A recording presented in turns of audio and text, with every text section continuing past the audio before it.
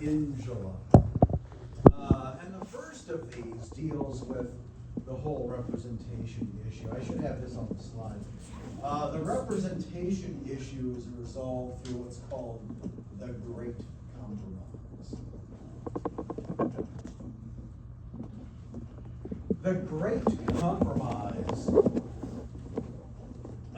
handles this question of how representation would be divvied up. So what they decide to do, we will have a bicameral legislature, two houses, not the unicameral one like we have under the Articles of Confederation. We'll have a bicameral or two-house legislature, just like the Virginia Plan said. The Virginia Plan said there should be two houses. But whereas the Virginia Plan said both houses should have their representation based on a state's population, they're going to do something different here. In the Senate, the upper chamber, there would be two representatives from each state. There'd be two U.S. senators from each state. So each state in the U.S. Senate would be represented equally. No state better than another one. That keeps what group of folks happy? The small states, the states smaller in population. But then you're also going to have a House of Representatives, the lower chamber. The House of Representatives will have representation based on population. So that is going to keep the larger states happy. This is a beautiful compromise. The Great Compromise is a wonderful thing, because you end up giving both the large states and the small states what they want. You know, you're going to have the upper chamber where the states are equal. You're going to have the lower chamber where the states with more people have a greater voice. It works out well.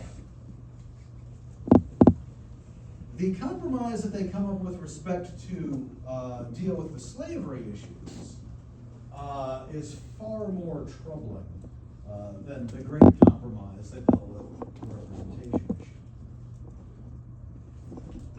So what the delegates to the Constitutional Convention came up with was the notorious 3/5 compromise, which you've no doubt heard before, which says that for purposes of both representation and taxation, for both reasons, the enslaved would count as 3/5 of a person. Slaves would count as 3/5 of a person for purposes of both representation and taxation. So, like where slaveholding existed, basically 5 slaves would be the equivalent of 3 white people. So what this means is that in the South, where the bulk of the slave population is, 3/5 of those enslaved people do get to add to that slaveholding state's representation in Congress. But the penalty is that they have to pay for that privilege, right? That yes, the southern states that own the lion's share of the enslaved folks out there, they are going to get more representation in Congress, but they're also going to pay more taxes to do it. Now, I finally got curious enough to figure out where this whole 3/5 idea came from. I had to look it up. So, and what I found was that surprisingly, in 1787 at the Constitutional Convention, there was not much discussion about the whole 3/5 compromise. It rattled off pretty fast and easy, ultimately. The Great Compromise took some doing. The 3/5 compromise, not so much. But the reason was that this whole debate had kind of been fought already. I'm gonna go back in time, I'm gonna rewind 4 years to 1783. And under the Articles of Confederation, you have the Confederation Congress. And the Confederation Congress in 1783 was toying with the idea of changing the tax structure for the country. Moving from like land values and property to people. So if that's the proposal in 1783, then this question of how one would count the enslaved came up at that point in the Confederation Congress in 1783. Not a single soul in the Confederation Congress said that we should count the enslaved as equal to white folks. Nobody was saying that.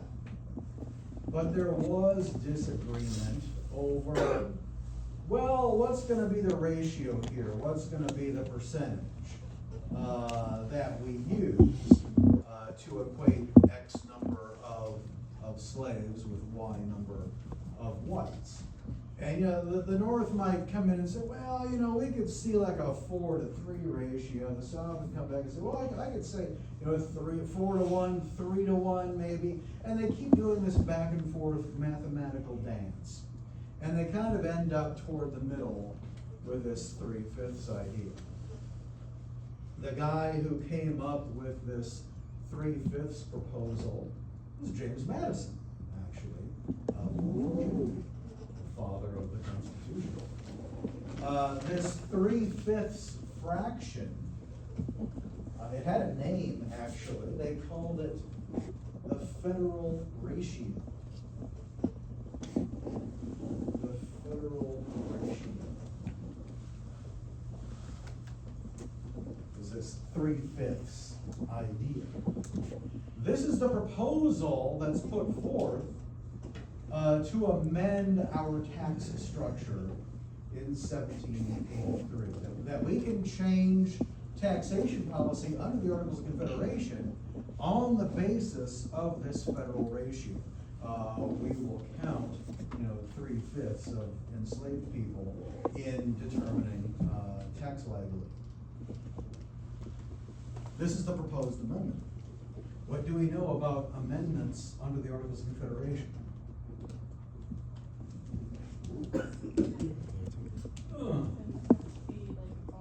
They had to be passed unanimously, which is why you never got amendments to the Articles of Confederation. Only 11 of the 13 states approved of this change to the tax structure. So the 3/5 idea was not adopted in 1783. So now we're going to fast forward again. The same 4 years. We're back in 1787 now. And you got all these guys sitting around this very hot room in Philadelphia, and they're struggling to deal with this, you know, well, what do we do about slavery in terms of representation and slavery in terms of taxation? And in 1787, it was James Wilson, who was a delegate from Pennsylvania. James Wilson says, hey, remember that federal ratio? Remember that 3/5 idea? Let's use that for both representation and taxation. And everybody's like, oh yeah, sure, that's fine. And that was it.